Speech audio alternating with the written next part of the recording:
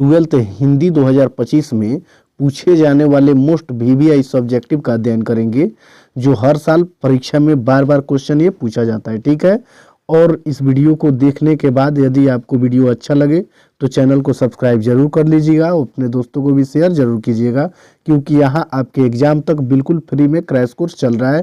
केवल इस वीडियो के माध्यम से वही क्वेश्चन पढ़ाए जाएंगे जो डायरेक्ट आपके एग्जाम में देखने को मिलेगा। ठीक है, हिंदी और इंग्लिश का पूरा संपूर्ण क्वेश्चन हम आपको पढ़ाएंगे, ऑब्जेक्टिव और सब्जेक्टिव, जो केवल एग्जाम रिलेटेड होगा, एक भी क्वेश्चन इधर उधर नहीं होगा। ठीक है, तो प्रतिदिन सुबह 6 बजे और 7 बजे आपको 6 बजे हिंदी और 7 बजे अंग्रेजी का एक एक वीडियो मिलेगा, जिसमें केवल एग्जाम रिलेटेड क्वेश्चन ही देखने को मिलेगा।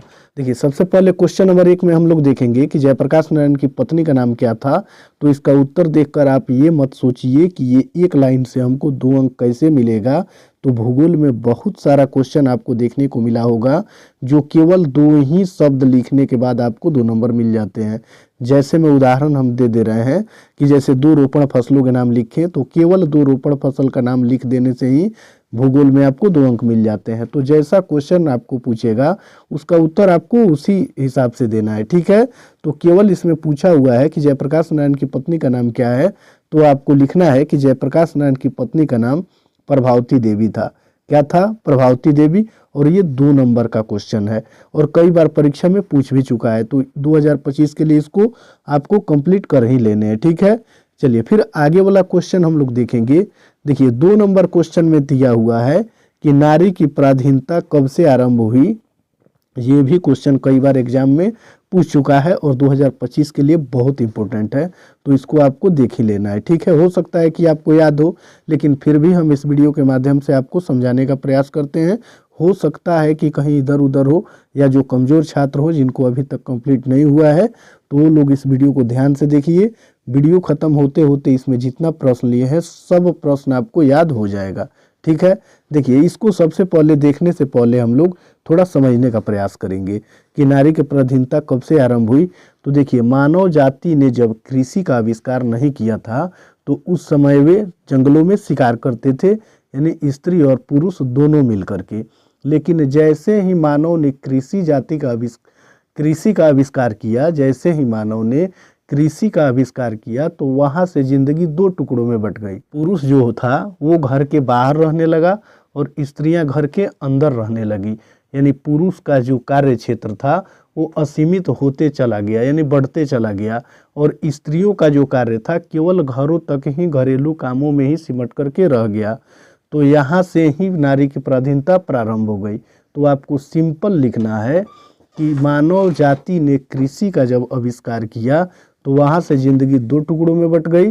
पुरुषों का जीवन या उनका कार्य क्षेत्र विस्तृत हो गया, बढ़ता चला गया, और स्त्रियों का जीवन सीमित हो गया, केवल घरेलू कामों में ही सिमट करके रह गया। ठीक है, तो अब इसको हम लोग देख लेते हैं। देखिए, उत्तर में लिखेंगे कि जब मानव जाति ने कृषि का आविष्कार, यहाँ किसी का नहीं कृषि होगा, ठीक है, गलत टाइपिंग हुआ है, कृषि का आविष्कार किया, तो नारी घर और पुरुष बाहर रहने लगा, यानी नारी जो थी वो घर में रहने लगी और पुरुष बाहर रहने लगा। यहाँ से जिंदगी 2 टुकड़ों में बट गई थी, घर का जीवन सीमित और बाहर का जीवन असीमित होता गया। कृषि विकास के साथ ही नारी की पराधीनता आरंभ हो गई। ठीक है, तो आप समझ गए होंगे कि ये क्वेश्चन बिल्कुल इजी है और कई बार एग्जाम में पूछा हुआ भी है। चलिए फिर आगे वाला क्वेश्चन हम लोग देखेंगे। क्वेश्चन को देखेंगे, भ्रष्टाचार की जड़ क्या है। तो इसका उत्तर देखेंगे कि भ्रष्टाचार का जड़ का मुख्य कारण है इलेक्शन का खर्च, चुनाव का खर्च बहुत ज़्यादा हो गया है, यही भ्रष्टाचार की जड़ है। इलेक्शन का जो खर्च है और चुनाव का खर्च है बहुत ज़्यादा बढ़ गया है, और मेन जो भ्रष्टाचार की जड़ है यही है। एक तरफ गरीबी हटाओ का नारा लगाएंगे और दूसरी तरफ ब्लैक मार्केटिंग तथा चुनावों के लिए पैसे लोगों से उठाकर इकट्ठा करेंगे। ये क्या है? भ्रष्टाचार का जड़। नंबर क्वेश्चन में पूछ रहा है कि कुंती का परिचय दे। तो इसका उत्तर देखेंगे कि सिपाही की मां शीर्षक एकांकी में कुंती एक प्रमुख पात्र है। जो सिपाही की मां शीर्षक एकांकी है उसमें जो कुंती है वो मुख्य पात्र है। वह एक अच्छी पड़ोसन के रूप में रंगमंच पर प्रस्तुत हुई है। जो सिपाही की माँ है कुंती, वो अच्छी पड़ोसन के रूप में रंगमंच पर क्या हुई है, प्रस्तुत हुई है। कुंती की भूमिका थोड़े समय के लिए ही है, लेकिन फिर भी थोड़े में उसे आंका नहीं जा सकता है। विष्णु के प्रति उसकी सहानुभूति उसके शब्दों में विस्तार से दिखाई पड़ती है। बस कुंती का परिचय में आप इतना लिख सकते हैं, ये 2 अंक का है। ठीक है, चलिए फिर आगे वाला क्वेश्चन हम लोग देखेंगे। देखिए 5 नंबर क्वेश्चन में आया हुआ है, ये भी क्वेश्चन कई बार पूछा हुआ है। हेडमास्टर कलीराम ने बालक ओम प्रकाश को क्या आदेश दिया।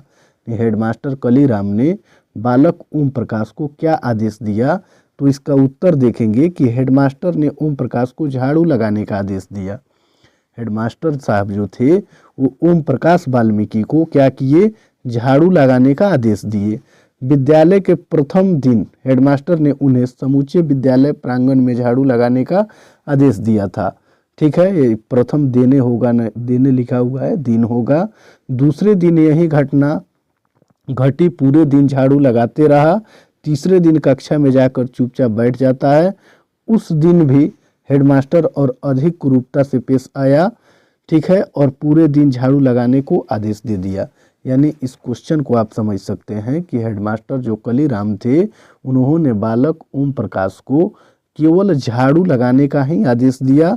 जब वो विद्यालय के प्रथम दिन गया तो भी हेडमास्टर ने उन्हें समूचे विद्यालय में झाड़ू लगाने का आदेश दिया।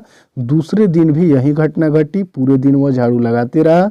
तीसरे दिन जा करके कक्षा में चुपचाप बैठ जाता है बालक ओम प्रकाश। ठीक है, उसी दिन हेडमास्टर और अधिक क्रूरता से, ठीक है, या क्रोधित होकर के पेश आते हैं ओम प्रकाश से, बालक ओम प्रकाश से, और पूरे दिन झाड़ू लगाने का आदेश दे देते हैं।